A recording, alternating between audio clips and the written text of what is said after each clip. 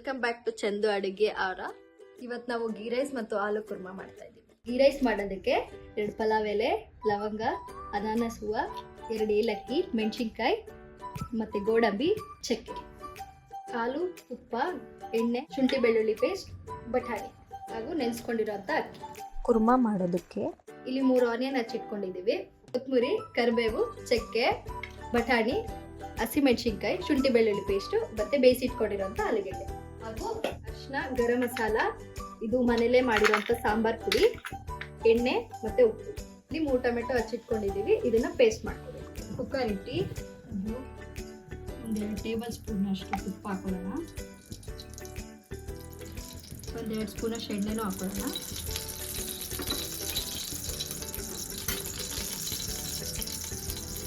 ಎಣ್ಣೆ ಹಾಕಿ ಪಲಾವ್ ಎಲೆ ಎಲ್ಲ ಸ್ಪೈಸಸ್ ಐಟಮ್ಸು ಹಾಕೊಳ್ಳೋಣ. ಗೋಡಂಬಿ ಹಾಕೊಳ್ಳೋಣ. ಗೋಡಂಬಿ ಫ್ರೈ ಆಗಿದೆ. ಈಗ 2 ಮೆಣಸಿನ್ಕಾಯಿ, ಶುಂಠಿ ಬೆಳ್ಳುಳ್ಳಿ ಪೇಸ್ಟ್, ಸ್ವಲ್ಪ ಬಟಾಣಿ ಹಾಕೋಣ.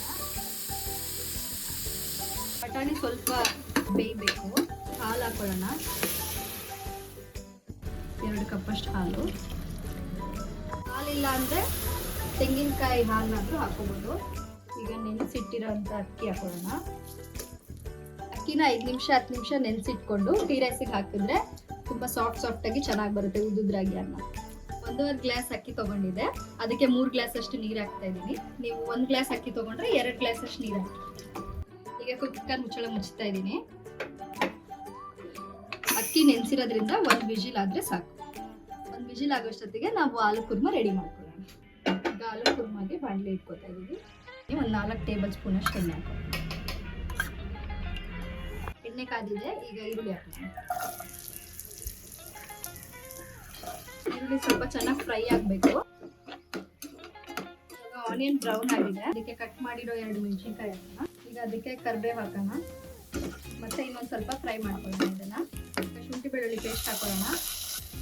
ಅದ್ರ ಜೊತೆ ಬಟಾಣಿನೂ ಹಾಕೋಣ. ಪುಡಿ ಹಾಕೋಣ. ಬೇವಾಗಲೇ ಸ್ವಲ್ಪ ಉಪ್ಪು ಹಾಕೋಣ.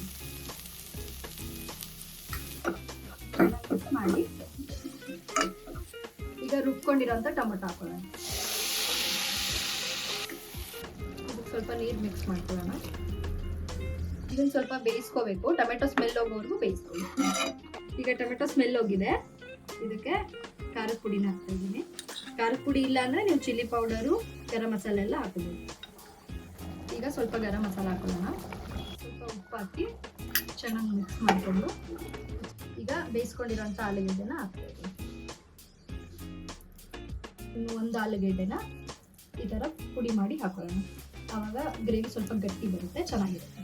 ಈಗ ಸ್ವಲ್ಪ ಮಿಕ್ಸ್ ಮಾಡಿಕೊಂಡು ಇದನ್ನ 1-2 ನಿಮಿಷ ಮುಚ್ಚಿಟ್ಟು ಬೇಯಿಸ್ಕೊಳ್ಳೋಣ. ಚೆನ್ನಾಗಿ ಕುದೀತಾ ಇದೆ. ಇದಕ್ಕೆ ಸ್ವಲ್ಪ ಕೊತ್ತಂಬರಿನ ಹಾಕೋಣ. ಕೊತ್ತಂಬರಿ ಹಾಕೊಂಡ್ಮೇಲೆ ಮಿಕ್ಸ್ ಮಾಡಿಬಿಟ್ಟು ಆಫ್ ಮಾಡೋಣ. ಈಗ ಗೀ ರೈಸ್ ಆಲೂ ಕುರ್ಮಾ ರೆಡಿ ಆಗಿದೆ. ನೀವು ಮನೇಲಿ ಒಂದ್ಸಲ ಟ್ರೈ ಮಾಡಿ. Subscribe our channel. Thanks for watching.